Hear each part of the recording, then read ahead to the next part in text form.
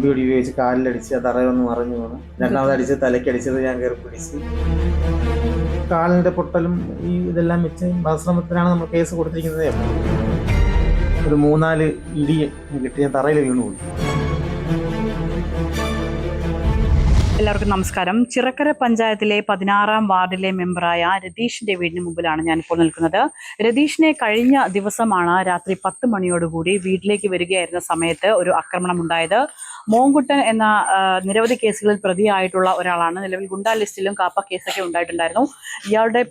ഇയാളാണ് ഈ വഴിയിൽ വെച്ച് രതീഷിനെ ആക്രമിക്കുന്നത്. രതീഷിന്റെ കാലിനും കണ്ണിനും ഒക്കെ സാരമായ പരിക്കേറ്റിട്ടുണ്ട്. രതീഷ് പാരിപ്പള്ളി മെഡിക്കൽ കോളേജിൽ ചികിത്സയിലായിരുന്നു. ഇപ്പോൾ രതീഷ് വീട്ടിലുണ്ട്.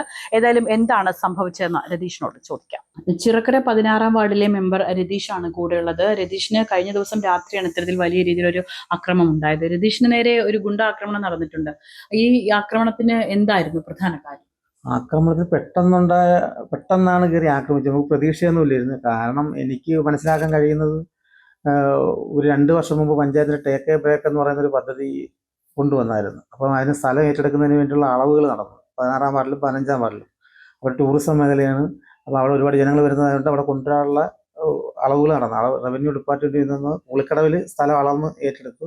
അതുപോലെ തന്നെ ഉപ്പുകടവിലും അളക്കാനായിട്ട് വന്നു.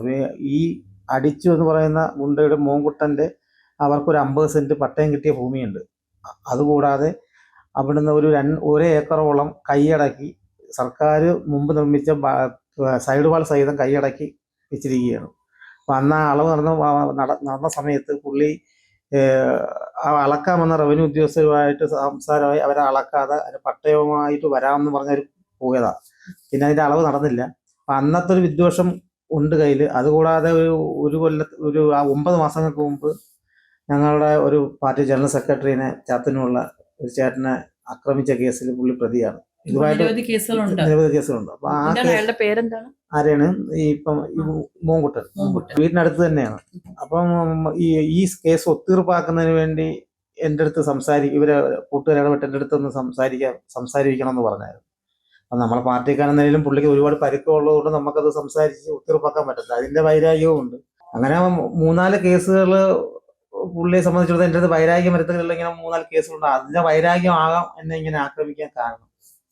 പെട്ടെന്നുണ്ടായ ഒരു ഇതല്ല, നേരത്തെ വർഷങ്ങൾക്ക് മുമ്പ് നിങ്ങൾ തമ്മിൽ പ്രശ്നങ്ങൾ ഉണ്ടായിരുന്നു അല്ലേ? വർഷങ്ങൾക്ക് മുമ്പ് പ്രശ്നങ്ങൾ ഉണ്ടായിരുന്നു. അല്ല, പ്രത്യേകിച്ച് ഈ ഒരു അക്രമത്തിന്റെ സാഹചര്യത്തിലെ കാര്യം 2 വർഷം എന്ന് പറയുമ്പോൾ വലിയൊരു ഗ്യാപ്പാണ്. എല്ലാ വൈരാഗ്യങ്ങളാണെങ്കിലും ശരി, അങ്ങനെ കരുതി കൂട്ടിയിരിക്കേണ്ട ഒരു സാഹചര്യം ഉണ്ടോ? അല്ല, നമ്മൾ പ്രതീക്ഷിക്കുന്നില്ല ഇവരെ മനസ്സിൽ ഇങ്ങനെ വൈരാഗ്യം കിടക്കുന്നു എന്നുള്ള കാര്യം നമുക്ക് അറിഞ്ഞു. സ്വാഭാവികമായിട്ടും സംസാരിച്ചു വന്നിട്ടാണോ അത് പെട്ടെന്ന് മറിഞ്ഞിരുന്നില്ല? അല്ല, ഞാൻ ബൈക്കിൽ എന്റെ വീട്ടിലോട്ട് വരുന്ന വഴിയിൽ എന്റെ എതിരെ പുള്ളിയുടെ കാറ് കൊണ്ടുവന്ന് എന്റെ ബൈക്ക് പോവാത്ത രീതിയിൽ ചേർത്ത് നിർത്തിയിട്ട് വേറൊരു അവിടെ നിന്നൊരു കക്ഷിയെടുത്ത് പുള്ളി സംസാരിച്ചു കൊണ്ട് നിന്നിട്ട് പെട്ടെന്ന് എൻ്റെ അടുത്ത് എന്നെ ചീത്ത വിളിച്ചുകൊണ്ട് കയറി ആക്രമിക്കുകയാണ് ചെയ്തത്. കമ്പി ഉപയോഗിച്ച് കാലിലടിച്ച് തറയൊന്ന് മറിഞ്ഞു വീണ്. രണ്ടാമത് അടിച്ച് തലയ്ക്കടിച്ചത് ഞാൻ കയറി പിടിച്ച്. പിന്നെ അവിടെ ഇട്ട് എന്നെ ഒരുപാട് ചവിട്ടുകയും ഇടിക്കുകയാണ് ചെയ്തത്. മുഖത്ത് കണ്ണ് ഇടിച്ച് കലക്കി തലയ്ക്കടിച്ച് പൈപ്പ് ചെറുതായിട്ടുണ്ടല്ലോ ഞാൻ കയറി പിടിച്ചത്. അപ്പൊ ആശുപത്രിയിലായിരുന്നു അല്ലേ? ഇപ്പോൾ പോലീസ് എന്താണ് പറയുന്നത്?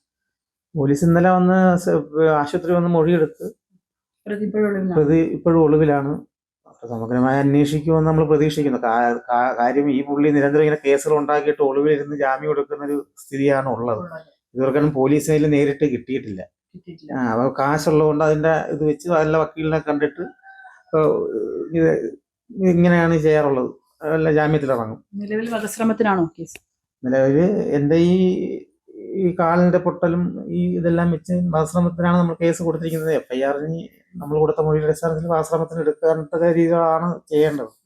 ഇത്രയും മുറിവുകളുണ്ട്. എനിക്കിപ്പോൾ വയറ് വേദന, നെഞ്ച്, ഈ കണ്ണ്, ഈ ഭാഗങ്ങളെല്ലാം പ്രശ്നം. കാലില് കമ്പിക്ക് അടിച്ചതിന്റെ പൊട്ടലുണ്ട്. ഇനിയിപ്പോൾ കണ്ണ് കലങ്ങിയ കണ്ണകത്ത് മുറിവുണ്ട്. എൻ്റെ സ്കാനിങ് കൊടുത്ത് അതിൻ്റെ റിപ്പോർട്ട് നാളെ കിട്ടത്തേ ഉള്ളൂ. അതിന് ഡോക്ടറെ കാണിച്ചതിന് കൃത്യമായിട്ട് കാര്യം അറിയാൻ പറ്റത്തുള്ളൂ. ഓടിയെത്തിയത് എൻ്റെ മുമ്പേ ഈ ബൈക്കിന് മുമ്പേ നടന്നു പോയ 2 പേരുണ്ടായിരുന്നു. അവരാണ് വന്ന് പിന്നെ എന്നെ ഹോസ്പിറ്റലിൽ എത്തിച്ചത്. അപ്പോൾ ഈ പ്രതി അപ്പോഴത്തേക്കും കടന്നു കളയുകയായിരുന്നു? അങ്ങനെയായിരുന്നു. അടിയായതുകൊണ്ട് ഇവനായതുകൊണ്ടും ഇവർക്ക് മാനസികമായിട്ട് പേടിയാൽ എന്നെ പിടിച്ച് പിന്നെ അങ്ങ് കൊണ്ട് മാറ്റി നിർത്തി. പിന്നെ ബാക്കിൽ ടൂറിസ്റ്റ് വന്ന ഒരു വണ്ടിക്കാരനെ കണ്ടാണ് ഈ വണ്ടി എടുത്ത് ഫ്രണ്ടിലോട്ട് ഇട്ട് കൊടുത്ത് അവരങ്ങ് പോയത്. അന്ന് തന്നെ പുള്ളി ഒളിവിൽ പോവുകയായിരുന്നു. ഞാൻ ഇവിടുന്ന് നെടുങ്ങോല രാമറാവു ഹോസ്പിറ്റലിൽ ഇവരെന്നെ കൊണ്ടു. അപ്പൊ എനിക്കിന് ബോധമില്ലായിരുന്നു. അതായത് ഈ ഇടിയുടെ ആഘാതത്തിൽ ഒരു സൈഡിൽ തന്നെ ഒരു 3-4 ഇടി കിട്ടി. ഞാൻ തറയിൽ വീണുപോയി. അപ്പം എന്നെ ഇവർ ഇവിടുന്ന് ഹോസ്പിറ്റലിൽ കൊണ്ട് എത്തിച്ച് പിന്നെ അവിടെ CT സ്കാനും ചെയ്യാനുള്ള സംവിധാനമില്ല. ഇനി കാലിന്റെ പൊട്ടൽ അതിനുള്ള സംവിധാനങ്ങളൊന്നും ഇല്ലാത്തതുകൊണ്ട് നേരെ പാരിപ്പള്ളിയിൽ റെഫർ ചെയ്തു. എന്നുവെച്ചാൽ അത്രയ്ക്ക് അവശതയായിരുന്നു. എനിക്ക് എഴുന്നേറ്റ് നിൽക്കാൻ മേത്തൊരവസ്ഥയായിരുന്നു. പിന്നെ പാരിപ്പള്ളിയിലേക്ക് പോയി.